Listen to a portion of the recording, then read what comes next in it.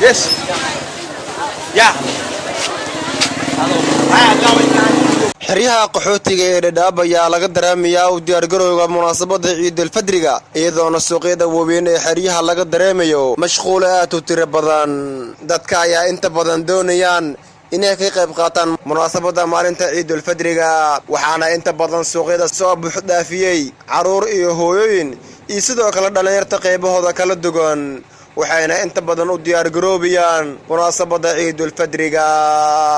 inkastoo dadka inta badan ay isdiyaariyeen halka kuwa kalena aysan haysanin waxay ku ciidaan qaar ka mid ah ganacsatada suuqa weyn ee Dhagaxley ayna cod qabadka warbaahinta la dhax qaaday waxayna ka warbixiyeen xaaladda uu ganacsiga marahayo iyo sida ay ugu diyaar garoobeen munaasabada ciida jabiga magaalada ayaana ah sidatan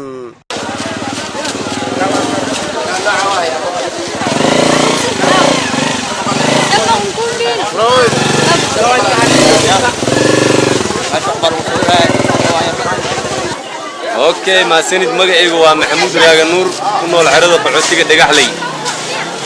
ما شاء الله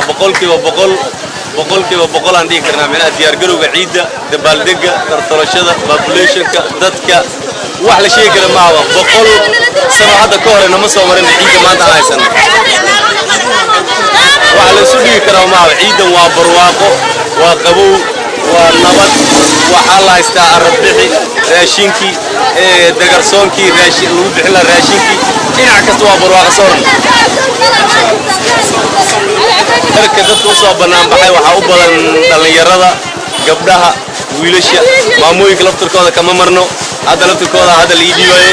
marka sida darteed kabaha hadhiin saraawiisha hadhiin qamiisyaha hadhiin saakooyinka qaar anaga tolno qaar Nairobi baa lagu soo talaa madama anaga laftirkaana uu jaamka naga yarabatay qaar baa xaq u dirsan oo ayagoo kulan keenaan marka isdhexgal fara badan baa ka jira ma sha Allah magacaygu waa Fawzi Maxamed Cumar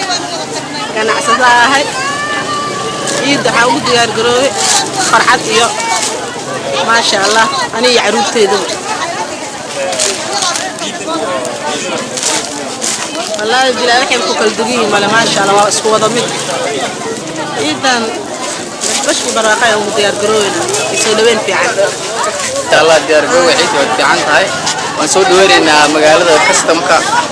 يو نوع البالة هاي إن شاء الله وعيد ونفس عيد سبع عم بيوسعتا ضد كان سبع عم بيودينا ما شاء الله عيد ورا كل دوين بواسف عيد ضد كده باي مع مقالة يفتري على صور مقالة هذا سلوك على السعودية الله يعني. ما يعيق يسعى عبد الله ده